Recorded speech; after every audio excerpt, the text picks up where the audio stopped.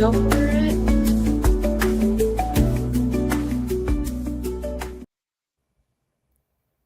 All right. Hello, everybody. Welcome. I'm very excited to be here today for another iteration of the Psychedelic States of America, Psychedelic Policy, Advocacy Spotlight Initiative.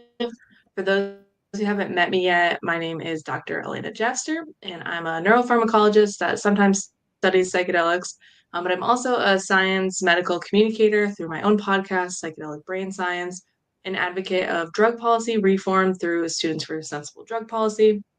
And I'm really excited to be joined today by fellow Michigander, Julie Barron, who is the founder of the Michigan Psychedelic Society, a therapist and integration specialist at Blue Sage Health Counseling, and board member of Decrim Nature Michigan chapter. Welcome, Julie. Thank you so much for being here. Hi, Lena. So happy to be here with you. Thanks for inviting me. Yeah, so before we get into some of the advocacy and policy stuff, there's so much to touch on in the state of Michigan. I just first want to have the listeners tuning in get to know you and how you became interested in psychedelics and kind of how the Michigan Psychedelic Society got started.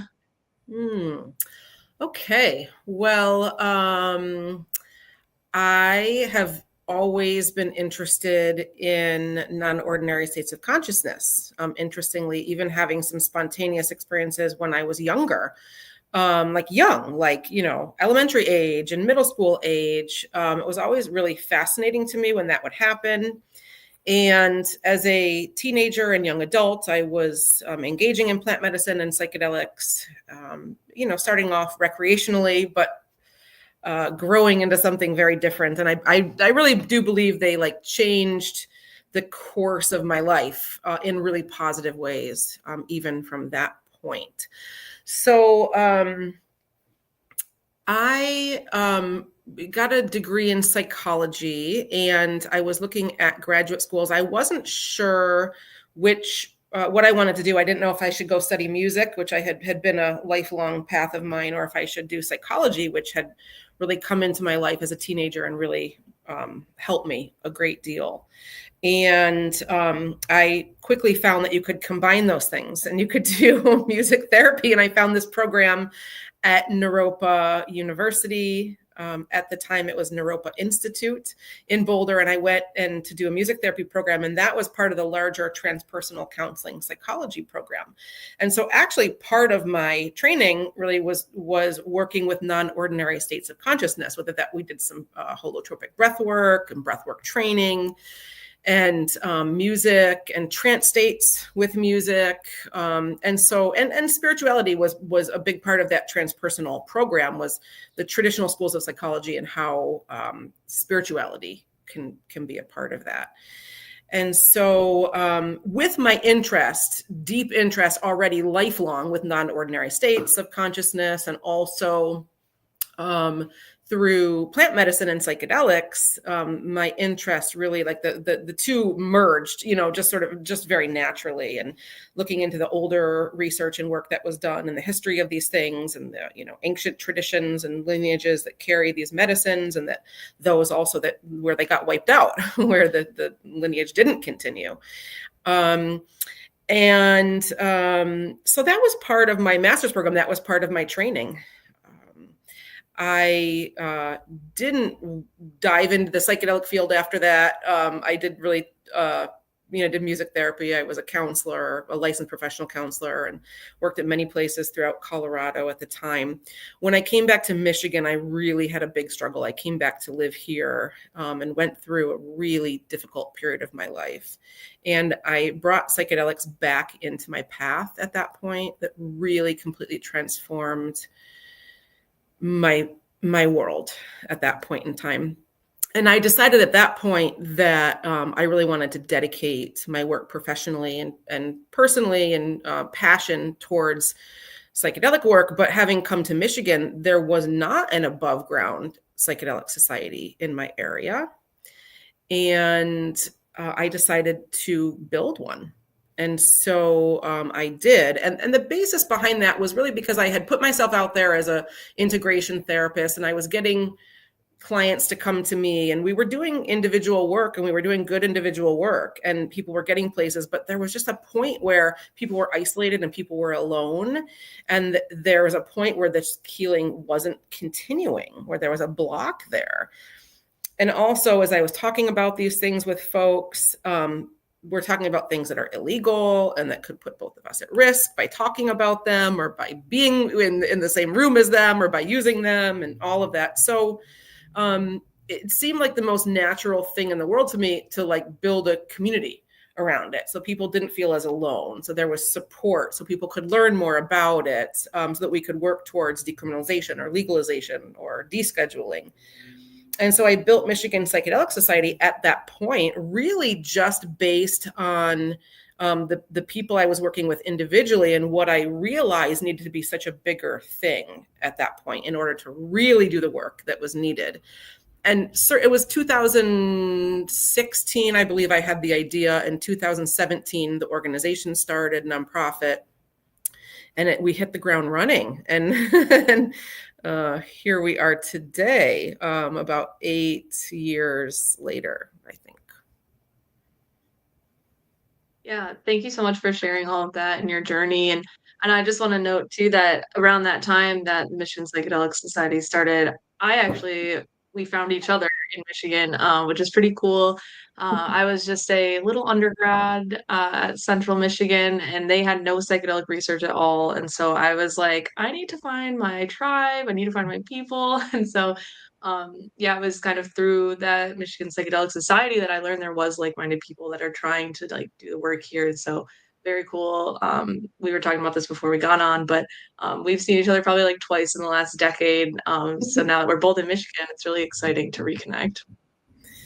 It is. I love that you're the one that reached out to me, and that we get to do this together, because that's just so perfect. Yeah. I know, right? I love it. Yeah, it was really hard to So find you the kind of talked. others the way at that point, because we were all spread out. I mean, there weren't many of us really like looking for each other, and so it was hard to find. Yeah. Yeah, definitely. And so you kind of touched a little bit about the goals of Michigan Psychedelic Society, trying to bring this above ground, and bring in all these people, which is how we found each other. How are the goals of Michigan Psychedelic Society similar or different to goals of like the organization like Decriminalized Nature in Michigan?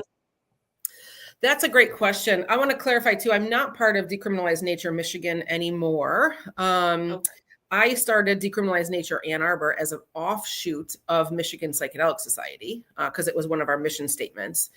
And we did really great work. We got Ann Arbor decriminalized, other cities. And then I started Decriminalized Nature Michigan, and we were doing some really great work and some big work. But I got really burnt out. I was doing too much. I was volunteering too much. I was giving too much, and I got really burnt out, and I left the organization at that time. And unfortunately, and within like 6 months to a year, the organization got taken over underhandedly by another group of people, who, I mean, that's a whole nother story, and we can get into that later if we want to, but I haven't seen them do anything with it. The only thing they really did was come after the founders and attack us and try to get us removed from all the work that we were doing. And it's very confusing, and I don't really understand much of what happened, but I don't associate with it at this point, and I don't support the work if those people are involved in what they're doing, if they're doing anything at this point. So Yeah, I apologize. I wasn't up to date. But you're active with the Ann Arbor chapter? yeah, the Ann Arbor is the group that I started, and we completed our goal. So it's, it's not a group that continues really to meet or do work, but we just support. We're still, a community of people. But really, Michigan Psychedelic Society, which was the original organization that founded all these sub-organizations, that is still sort of the lead there. Yeah. And so to answer your actual question, which was, I believe, about what were the goals originally and kind of where are we now? And that's such a cool question because so much has changed since the time that we started, since we became a nonprofit in 2017. Our mission statement really hasn't changed, but I think we're going to rework that soon. It was really about offering a safe space to discuss psychedelics, offer education, offer resources, share information about safe and responsible use, aka harm reduction, increase awareness and destigmatize these substances, provide integration support, build community, foster relationships with other organizations, and then work towards legalization and decriminalization. And so MPS started really strong. We put out like a signpost on Meetup, like, hey, we're doing this meetup, and I didn't know if anybody would come. Literally, me and the person that I was started with, we did not know if anyone would come. And we were like, we're meeting at Crazy Wisdom Bookstore this time of day. We had 30 people show up for our very first meeting, which was just really surprising. We outgrew that space at Crazy Wisdom Bookstore within a few months, and we had to find a different space. And then we were hosting meetings in Ann Arbor once a month and in Lansing once a month. And it really grew really big. And it was based off of in-person community. It was community building, providing safe space. Like it was tangible, right? And then COVID hit. Yeah. And what the sustenance of our group was that in-person connection, and we tried to move that online. It just didn't have the same effect. It just didn't feel the same for us. So we did that for a little while, but really at that same time, a little subgroup had been forming already. And that was like some key players that I was pulling together and that showed up to work towards decriminalization or legalization. And it just happened to be the right time in the right place. We had the first meeting of the group, and we realized that like we could do a lot of this online. There was a lot we could do with the world shutting down. And while there was a lot of messaging out there saying, hey, this isn't a good time, we have so many more important things to deal with, we kept going. We persevered, and we did all of it digitally, and communicated and, just got the community together digitally, really. And we were able to successfully and unanimously decriminalize entheogenic plants and fungi in Ann Arbor. That was 2020, September 2020. And then we had some other offshoots of Michigan Psychedelic Society. We had a Michigan Dance Safe group that was really focused on, festival and nightlife and harm reduction and substance testing. And after decriminalized Nature Ann Arbor, then there were, we worked with other cities in the state to decriminalize. And then we worked on a couple Senate bills, and we prepared to do a state ballot campaign. So like there's been a lot of groundwork, and really in a relatively short amount of time. What I will say now is that because COVID changed everything so much, and it kind of dove us into doing a lot of legislative work, which was wonderful and part of our mission anyway, we never really started back up regular in-person community meetings. And I think part of that is because I was just exhausted and burnt out from all the legal policy work, but also because since we had formed, there's a bunch of other psychedelic groups now. Right? There's Detroit Psychedelic Society, and there's Grand Rapids Psychedelic Society, and there's Kalamazoo Psychedelic Network. And, forgive me if the other ones aren't coming to my mind, not intending to leave anyone out. Lansing. And there's other groups now. So, and they're doing a lot of the in-person meeting stuff. And a lot of our work at that point became, how do we keep us all connected? How do we keep all the different psychedelic societies, the decrim work that's happening, the research that's happening, the therapists that are doing this, the medical doctors, like how do we keep all of that together? And and that has been and fundraise for organizations and be able to donate and support, conferences and different things that are happening. That really became a big part of our work at this point. And so what I end up finding myself doing, and what MPS is doing, is a lot of the background work, a lot of the unseen and unheard work that's going on, as opposed to community facing and community events. And we do that stuff occasionally. Yeah, thank you so much for all of that. And there's just so many moving parts when you're in a large organization like that. Like you said, a lot of stuff happening on the back end that nobody even thinks about because it's not community facing. You did mention that you guys were focusing a lot of your time on some legislation efforts through the Senate. Can you talk a little bit about some of those legislative efforts? Absolutely. So, as we were doing the city work, really our goal, of course, was let's get more cities to decriminalize, because ultimately that's better for our statewide movement, right? It's just getting awareness and destigmatizing and getting it more acceptable. So let's keep building the city, but ultimately we're looking at, wanting to do statewide work. So it affects every Michigander. And we had a really wonderful ally in Senator Jeff Irwin, who is the senator of our local area here. He's a rock star. He's a big supporter of ours from the very beginning. And so we helped write 2 Michigan Senate bills. The past couple years, I couldn't tell you exactly when they were, but they were introduced. They were specific decrim language. It was like, access for those who wanted it and being able to grow your own. And it did not include commercial sales. It was really focused around decrim, and no one had to prove a condition to get access. It was just, you could have access if you wanted. They both got introduced, they both got sent into committee, and they both died in a committee, and we never heard or saw from them ever again. Yeah. And then I'm really blanking on the years. A few years ago, then we decided we wanted to, since we weren't having success through the Senate, we decided we wanted to attempt to do a state ballot so that we could have the voters in Michigan, as opposed to the lawmakers having to approve something in the Senate or the House. We wanted to attempt a ballot so that the voters could vote on it, because we really thought like we could be successful if we could get it on the ballot. There was generally a lot of support in Michigan for this on both sides of the party aisles, on all sides of the party aisles.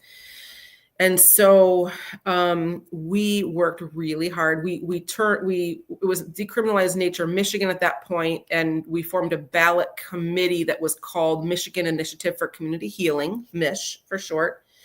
And we had a really great board, and we worked at that, and we had some money committed to us, and we really got rolling, and we got our, the signature pages, because we had to get 340 signatures. So we really we got all that printed. We got approval for the state for the language, and our funding fell through.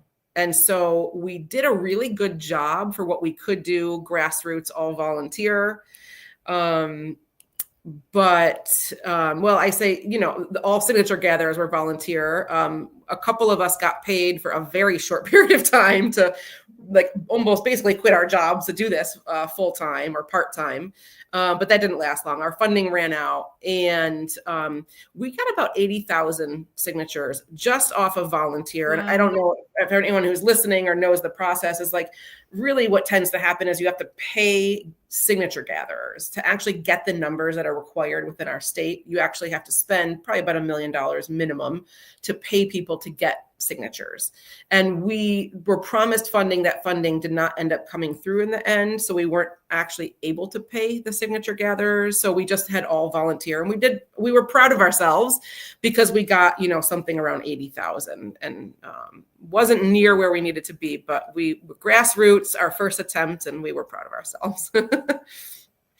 So yeah, that's amazing. That's a lot of signatures.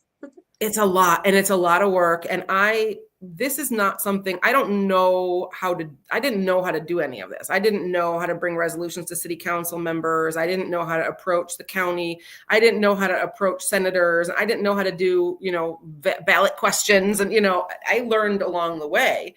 Really, it was just about passion for me. But I think there was probably a lot of mistakes made because I just didn't know enough about what I was doing, and or just just not knowing, and probably, what's the saying, like spinning wheels at times, because I not being able to harness volunteer power enough and all kinds of different things. But we learned a lot. And there actually is currently a House bill that either was just introduced or is about to be introduced, and Is Representative this Mike. House Bill, is this 5980? It might be. Yeah, it might be about Yeah. veterans with PTSD. Um, yeah, the language was a little weird, so I'm glad you bring this up because it was it's the one by Rep McFall. Yeah. Yeah, so when I was looking it up, the language was like allowing possession of a substance that contains psilocybin or psilocin for 18 and up, but with the caveat they have a diagnosis of post-traumatic stress disorder. But in the same language, it also said it was for personal use. So I was just, yeah, thought that was an interesting language. That is interesting. I haven't looked at it in a while, and I'm not involved in it in any way. The other ones, that all the things I'm talking about, we helped write. And this one I was not involved in, except for being aware of it. And, Rep McFall did reach out, and eventually it got to me, and they had some questions, and we helped answer some questions. But I asked to be more involved. I asked to meet, and it just never happened because because they were asking questions like, what are good limits that we could, what are the amount limits? And, they were asking questions like that. And like, it's just not so cut and dry. And I wanted to have a further conversation. That didn't happen. And I'm going to go, I need to go back and read it in full again. They've reached out to us and they've said, hey, can you connect us with some veterans who can give some testimony at hearings? And I've been able to help with that.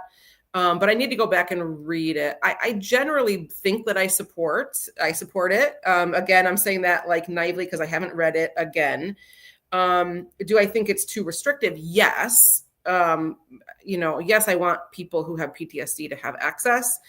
And also, sometimes people with PTSD could be the ones in the riskier category having access. So I kind of wonder, is there, what's the support? How are we setting this up? And looking at the details of the bill and seeing, how restrictive it is, or maybe there's things that kind of go against our ethos in a way, but I don't know. I'll have to look. Yeah, I think, that leads to a great point and a great question to ask you, because I know like a lot of the initiatives and the bills that you were specifically working on, you mentioned they were for like more of a non-commercial, non-restricted use. So, I guess my thoughts and my question for you is, what do you think about more regulated programs and initiatives like, Oregon's therapeutic psilocybin program? Um, I guess I'll Yeah, start there. that's a great question. I have mixed views on it, to be honest with you. I'll start by saying there's no one way of access that's going to work for everybody. And my biggest goal is to provide access for as many people as might want it in a really safe way. And so by just doing one model, that is not achieved. There are going to be people who are only going to do it in a regulated setting. There are people who are only going to do it in a doctor's office or a therapist's office. There are people who are never going to do it in a regulated setting and in a doctor's office. There are people who are only going to do it on their own. There are people who are only going to do it in religious ceremony. There are people who are only going to do it with their community. Like, there's so many different ways that this medicine is used. And I think these are all really good ways. And I don't want to make it so specific and strict that it only becomes one way. So for example, what do I think about Colorado and Oregon? I recently went to Oregon and went to a healing center for a week and got to experience what the regulated model looks like, both in the, the experiential end and the facilitation end. And there were a lot of things about it that I did not like and I didn't think worked for me. And there were a lot of things about it that were amazing. Some things that didn't work for me, there's not a lot of preparation or integration in the process. It's one preparation is required, one integration is required. I think we can do better than that. It's hard to say you have to do better than that, because again, there's so many different things that work for different people. There's a limit to how much you can consume, and that limit is approximately 3.5 grams. I think it's 35 milligrams of psilocybin or psilocin, which is not a very high number. It's good for most people, but there's a lot of people that won't feel nothing from my experience with that dose. You have to stay within in the medicine space, which is like a very internal, there's no outside contact, there's no nature contact. There's a lot of regulatory paperwork, and my preparation session ahead of time was literally a person sitting with me, and I went through a checklist. There was no conversation. I just went through a checklist online, and they told me to sign here and fill this out. And it was like so impersonal, and it felt so weird and icky. More like covering the bases than an actual prep integration. Yeah. There was no concern for me and how I was feeling or what medicines I was taking, or, it's like, there was just none of that. It was really interesting. I think Colorado has probably made a few improvements, or will be making, some improvements, I think, but there's a lot about the regulated model that does not have the best, like when we think about like the therapeutic model, or maybe even the spiritual model, or maybe even the medical model, which is like the best interest of the client, like what best serves the client. And in a really restrictive medical or just regulated model in general, that's not the concern. That's what you were just saying, right? It's more about checking boxes and making sure people don't get sued and trying to have it be as least risky as possible, which that is good. But you're not making decisions on what is in the best interest of my client. So I think in my ideal model, it would be, and this is actually, I think our decrim model, when we did the Senate bills, I think that people could get reimbursed for services like support, spiritual coaching, or care. People could get remuneration, meaning they can get money or some type of exchange for their service and care, while like selling mushrooms wasn't part of that, right? But maybe you have someone that grows them that you're, who's doing a service for you or something. There were ways to be able to have there be sort of an equal exchange and provide support and care and counseling in a way that wasn't sort of that like capitalistic model of it. So so again, there is not going to be one way. And if we're really thinking like, I want this to be available for the most vulnerable in our community, then you have to think about like all the different ways somebody might be able to access it. Definitely. And I think it would be silly if we didn't mention the Michigan cannabis industry, because it's now slowly surpassing California. And this comes up a lot with psychedelics, and how those should be regulated as well. Do you see like Michigan ending up treating psychedelics like the cannabis with this industry production and dispensing, or do you think it'll lean more towards like that medical model? I know like you said what your ideal would be, but like thinking about it practically with what we've seen with cannabis. Yeah. Well, I think I what's the word? I do have some really great visionary ideas. I mean, not like they're all my own, but like I can see a really great way that this could happen. And also realistically, also realize that what happened in cannabis, and so far what's happened in the states that have regulated psilocybin or have at least voted on it, like, or voted it down, was that we had big money PACs coming from out of state with financial interests. I believe that there's probably goodness behind some of that, and the reasons they're picking these things, maybe are for the benefit of the community or whatever, but like there are money interests behind. People don't invest millions of dollars into changing a state law that they don't live in and have no connection to unless there's financial interest there, right? So that's the bottom line. And if we don't, and this is part of the reason why it's been urgent on my agenda and urgent on my organization's agenda to move forward quickly, even so ignorantly, like I did before and burnt myself out. And, all that we did was because it's urgent, because I really do strongly feel like there is going to be big PAC money coming in at some point, potentially and likely, like there was for cannabis, right? And if it wasn't for the amazing cannabis activists in Michigan, we wouldn't have that wonderful caregiver model. And even though we're at risk of it being gone constantly, and we're constantly having to fight for it, like, it's a really good model. It really kept medicine and work in the hands of the people, right? And I really appreciate that.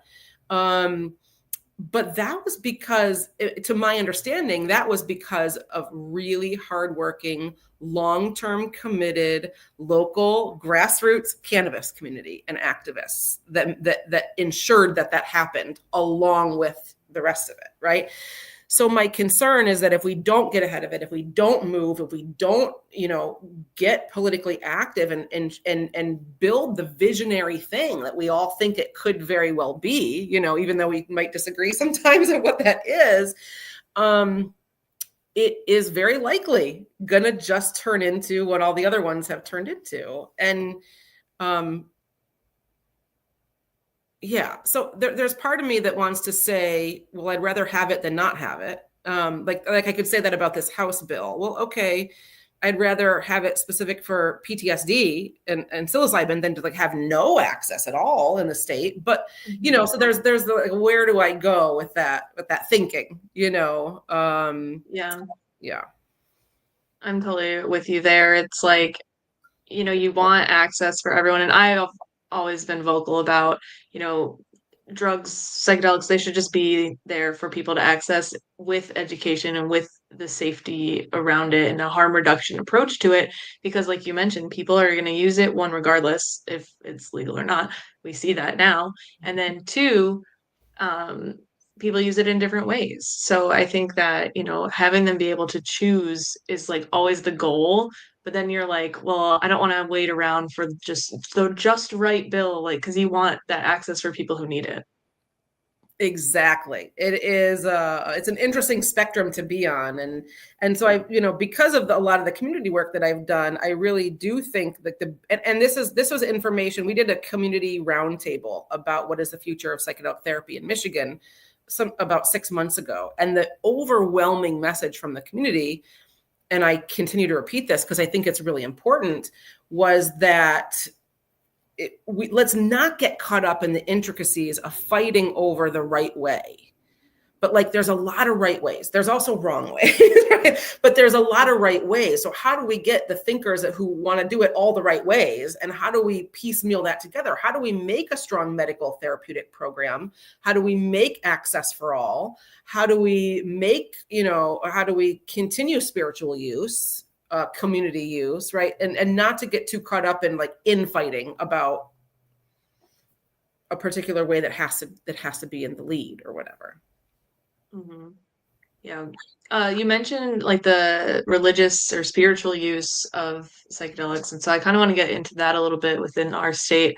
There's a variety of churches here, most notably people might know Sugarleaf. So I'm just curious how the ceremonial use kind of plays a role in the legal landscape in Michigan right now. Such a good question. I think that people are finding, or at least interpreting right now, that forming a religious organization, a church, or as Michigan paperwork says, an ecclesial, if I'm saying that right, organization, is the safest way right now, because of the what is it, RIFRA, I think is the right. I don't know what it stands for, but The religious protections. Yes, yes. And so that is really sweeping, and people feel most safe at the moment doing that and being able to engage in medicine work with that protection. And that has been proven to be true in some cases, and it's also proven not to be true in some cases. So it is still a little bit of a gamble. It's a little bit of a risk, but feels like the safest risk right now to be engaging in actual medicine work. Mm-hmm. Yeah. And so we're seeing a lot of them. Mm-hmm. And then my other question kind of to this end is we are in a state that has a prominent indigenous population. It's a Great Lakes state. So I'm just curious about how um, they're being included in this conversation. How is the movement within Michigan working with and respecting some indigenous voices within our region? Yeah, I think that's been really challenging. We have had attempts throughout all of the decrim work that we were doing and all the political work that we were doing to bring invitation in to tribal members and tribal representatives to get on board with what we were doing. And the message to us was like, that's not how it works. Like, we're not just going to get on board and support this thing that you're doing, but like, here's what we're doing. And would you like to get on board with what we're doing? Because we have a whole system of respect for nature and how these things work. And so, that was, for a while it was like, we keep trying and trying. It's just not working. They're not joining us. Right. And so I guess I can't, I guess we can't make that connection. Well, there absolutely were, a few folks who joined us, that gave speeches at different times, and but we haven't really been able to make that really good connection and work together in the way that we think we wanted to. But the message was really clear to me that, like, yeah, that's not how it works. It's like, so I started paying a little bit more attention to what was going on within the tribal communities, and that's a much longer process, and I need to engage in that more. And I'm glad to have heard the message and received that there's a way to do this, and it takes time. And we always want more connection and want more help in learning from the indigenous communities here, so that it's reciprocal and it's not just, can you help us? Can you help us? Right. Yeah, definitely. I appreciate that. And, it's just an important question I always try to think about too. Especially I went to Central Michigan University, so being there, there's a lot of culture there and a lot of considerations and discussions around that. Can you be reciprocal and how can you honor what the work that they are doing over in the tribal areas, and how we can be complementary and not take from that. Yeah. Um, yeah, so the other thing I really wanted to talk with you about as a practitioner yourself is kind of about this. We got into it a little bit, but I wanted to expand on it, is this integration and this preparation around psychedelics and psychedelic services. So I'm just curious about your thoughts, if you have any, about who can provide services if this becomes legal in a medical model, and how can we ensure proper psychedelic or integration? Awesome. Yeah, I'd love to talk about that. I want to just say really quickly, I want to make sure that we save a little bit of time at the end to talk about social media censorship, because this is like, Yes, exploding right now. So could we just say, I know we have to end at 4:30, but if we could just save a little bit of time at the end, I want to touch on that. Yeah. So the preparation and the integration. So, like I said earlier, I really believe in all models and ways of access. But when we engage with psychedelics and plant medicine, there is a level of expansion and a level of awareness that we might be brought into that some people are really ready for, and some people may not have the foundation to hold, sit with, or understand what is happening. And so in that way, while again, I said I took psychedelics at the age of 15 with none of that, like, okay, so, so I like to take that all with a grain of salt, but there are people that are at risk, and we can't always even predict that risk. And so I really think it's important. And the older I get and the more I find out about this, the more important this becomes for me, is helping people prepare, which basically means helping them understand that this is a really big thing, and that there are certain things that you can do to prepare, and that you may want to have a little bit of foundation about non-ordinary states of consciousness or spirituality or religion, or not, or no, that doesn't have to be for everybody, or meditation, your inner landscape, your emotions, things that you're fearful of. It's really helpful to kind of really take a good and serious look at yourself, and identify any risk factors. Because one thing that I have seen over the many years of working with all this stuff is that there are absolute risk factors here. And there are people who are much more likely to have problems and to have more difficult experiences. I think with preparation support and with the proper navigation and team support and with integration, on the end, it can turn out to be a lot more beneficial than harmful. Mm-hmm. And again, going back to, like, we have 12 species of psilocybin that grow in the earth here in Michigan.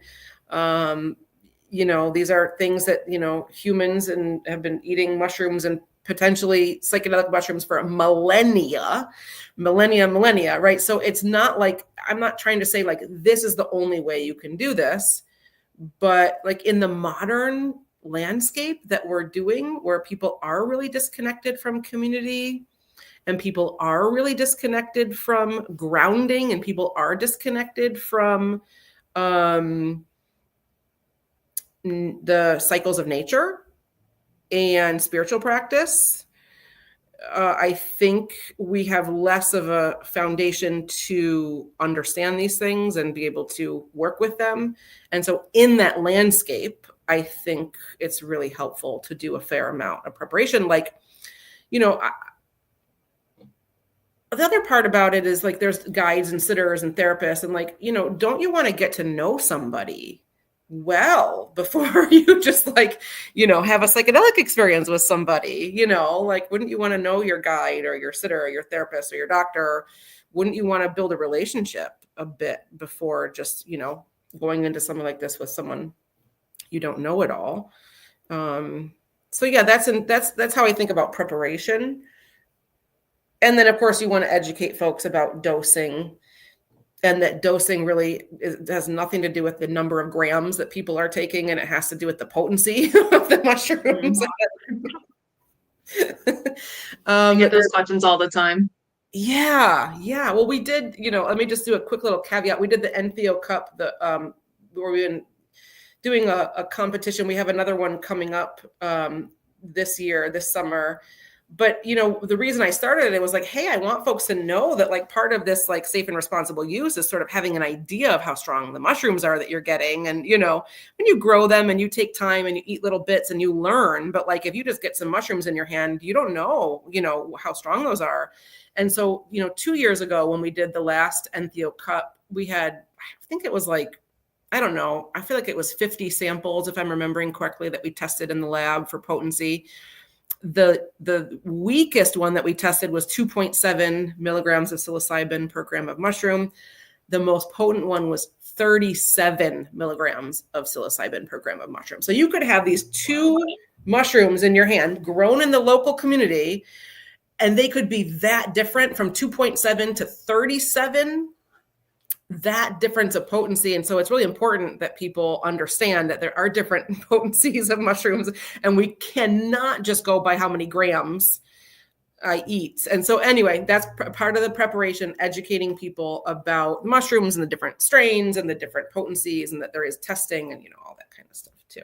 Or to just start really, really low, like we always used to say with cannabis, right? Start low, go slow. Mm-hmm. And then if we talk about integration, the integration is the what do you do with it now, right? Like you can have an experience and you can not grow or change at all from an experience that you have. You can have an experience and come away traumatized from a really scary or painful experience. You can have a really lovely experience. There's so many different possibilities that could happen. You could have no experience, having expected this huge thing and have nothing happen. And so to me, it's not the experience that I focus on. I focus on preparing people to sit with medicine, but I don't focus on their medicine experience. That's not the focus. It's like most people think that's the focus. The focus is on the integration. So what do you do with it? How do you actually interpret it? How do you meaning make it? How do you unlearn? How do you take the pattern? How do you identify the things that are no longer working for you, the rules and the ways of being that aren't working for you anymore? How do you find new ways? And how do you make those habits? How do you build those pathways that you want in your brain, right? And those actions and behaviors. And for those who had difficult experiences, well, how do you unpack that? What was that? I think that I have seen really difficult experiences that could be considered bad trips if it wasn't for the integration of what was that? Mm-hmm. And being able to meaning make and understand that there was something there, and to work with that. So to me, the integration is the most important part. The day that you take medicine to me is like, it's ceremonial. It's, it's sitting with the medicine. It's like, let's get this medicine through. It's sort of like a birth, someone who's in labor or someone, preparing to die. It's sort of like there's a process that's happening here. And how do you get through that process? How do you, how do you prepare? How do you be present with the process? And ultimately, it's a process that ends, and there's something else that is birthed or transformed in the end. Yeah. So how do you think that people can, if people want to be involved in prep or integration, who who can do that? Can anybody just do that, or is there who should be that person for people? I know you mentioned earlier having it be someone you have a relationship with, not just finding a specialist by clicking a button. So just Yeah. moving forward in Michigan, how do you see that? And then we'll get to talking about censorship and final thoughts. Okay. Well, I do think it could be a practitioner, but you would have to spend time building a relationship with that practitioner. That's how I think about it. So, to me, when I think about who would I want to call in to sit with me if I was using a psychedelic, I think of two things. I think of one, who has a lot of experience with this medicine, this particular medicine that I'm going to use, who has a lot of experience and has navigated these non-ordinary states of consciousness. So they might have an idea of what I'm going through. And if I need help, they're going to be able to help me navigate it. Right? So that's the first thing I think of. The second thing I think of is this person needs to be able to hold space. They need to be able to stay calm and present. They need to really trust the process, that whatever is going to happen, be on the lookout for any medical problems or, any safety concerns, but they are going to be rock solid in terms of being able to just sit with you in a very calm way through your experience.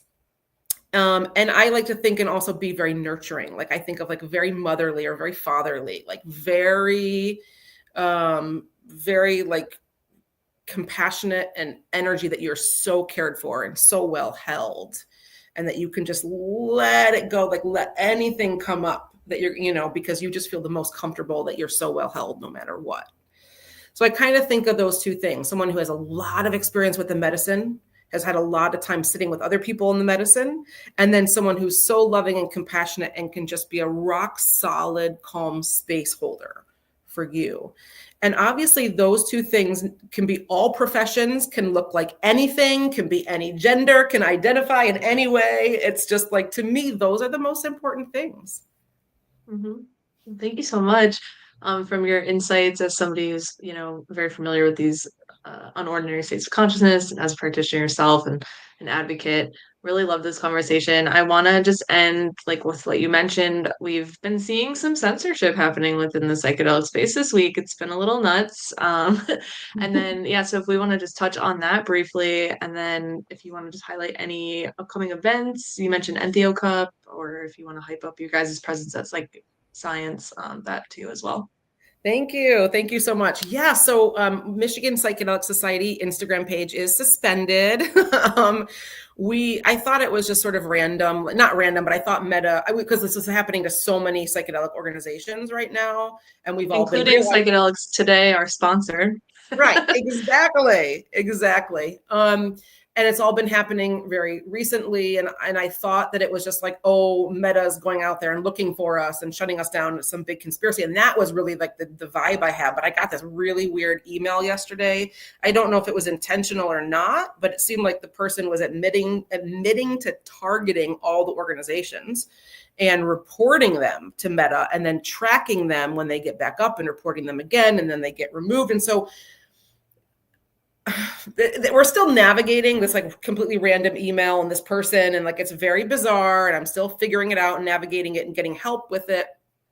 But I don't think it's as random. I don't think it's just Meta, and once Meta, you get reported and then they see something like psychedelic or certain words and they're just like, all right, you're out of here, So I'm trying to navigate that. Both our Michigan Psychedelic Society page, like you said, Psychedelics Today, Psychedelic Society of Minnesota. I know Shakruna has been affected. There's so many accounts. Big Psychedelic Science doesn't have a Facebook page right now because they were taken down. So like, it's just a little bit crazy right now, but I don't think it's this big conspiracy with Meta.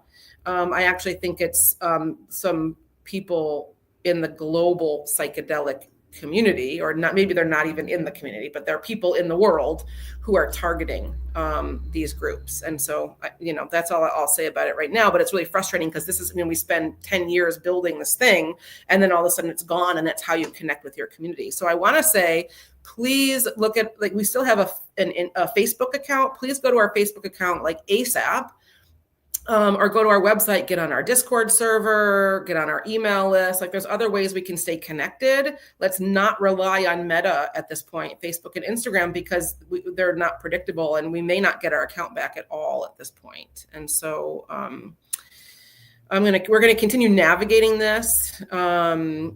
And so thank you for giving me a minute to talk about that. So Psychedelic Science, Michiganders are going to have a meeting, a gathering. It's so nice to go into this really expansive place with all these psychedelic people from around the world and still get to meet with our little Michigan community and find our little home, our smaller container within the bigger container. And so that is June 19th at 2:30. And that's in room 501, and it'll be in the conference app. So you'll be able to find it that way. You don't have to memorize it. Also, the Entheo Cup is coming. We are now accepting submissions for microdoses.